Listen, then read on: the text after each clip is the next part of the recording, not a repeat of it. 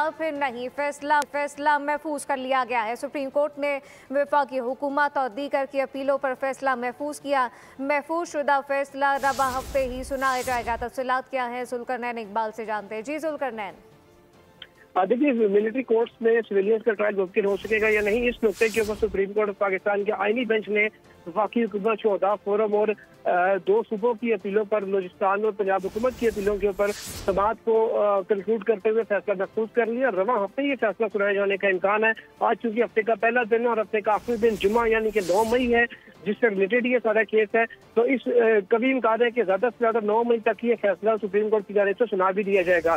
आज attorney general of Pakistan ने अपने आर्गूमेंट कर रहे थे, जिसमें उनका मौकफ ये था जो उन्होंने अदालत के सामने पेश किया कि 9 मई जैसे जो वाकयात हैं, इनकी इजाजत किसी भी सूरत नहीं दी जा सकती। उन्होंने एग्जाम्पल दी जुल्फिकार अली भुट्टो की, कि जब उनको वज़ारत उज़्मा से हटाकर तकफदार पर चढ़ाया गया और फिर बेनज़ीर भुट्टो को शहीद किया गया 2007 में, तब भी सियासी जमातों की जानिब से इस किस्म का रद्द-ए-अमल नहीं आया जो 9 मई को आया था। उनका ये भी कहना था कि MRD की तहरीक में तमाम जो MRD की क़यादत है उसको गिरफ्तार कर लिया गया था। उन्होंने अपने वालिद का भी हवाला दिया कि उनके ऊपर मुतअद्दिद मुकदमात 24 से 25 दर्ज किए गए थे।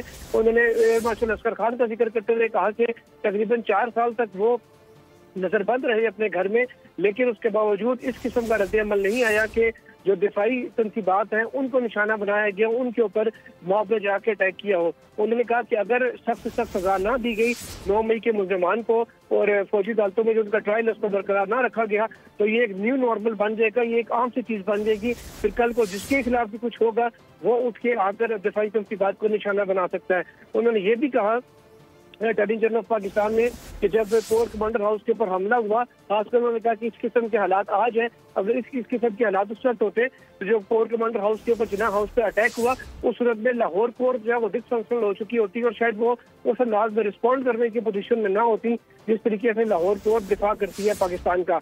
ये तमाम वो नुकात थे जो उन्होंने अदालत के सामने रखे और जो अदालत ने एक सवाल उनसे पूछा कि मुल्ज़िमान को अपील का बाज़ाब्ता जो एक हक है इंडिपेंडेंट अपील का, उसके हवाले से क्या पेश रफ्त है। इस पर उन्होंने कहा कि अगर अदालत इस नतीजे पर पहुंचती है कि जो दफात कलअदम करार दी किसी सेक्शन 2D1 और 2D2 उनको बहाल किया जाता है और अदालत ये ऑब्जर्वेशन देती है कि बहाल करने के बाद उन्हें क्या अपील का होना चाहिए, तो पार्लियामेंट जायजा लेगी। लेकिन मैं कुछ गारंटी से उन्होंने कहा कि नहीं कह सकता कि अपील का पार्लियामान देगी या नहीं देगी, क्योंकि ये पार्लियामान की सवाबदीद है, वो क्या कानून साजी करती है क्या नहीं।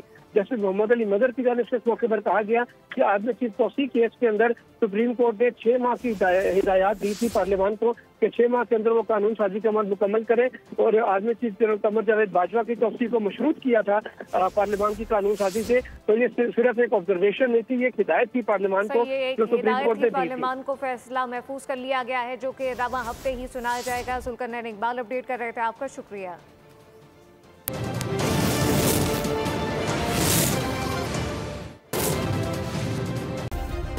सब्सक्राइब करें और बेल दबाएं ताकि कोई खबर रह न जाए।